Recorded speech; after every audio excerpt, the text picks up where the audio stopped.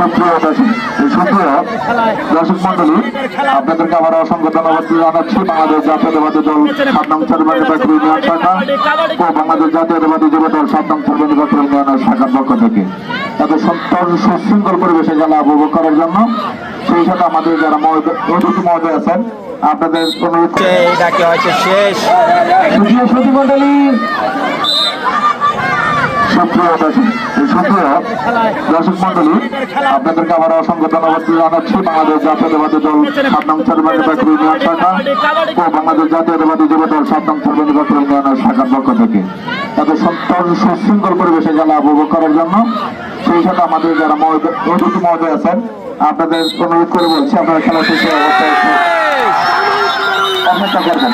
খেলা শেষে আপনারা অপেক্ষা করবেন।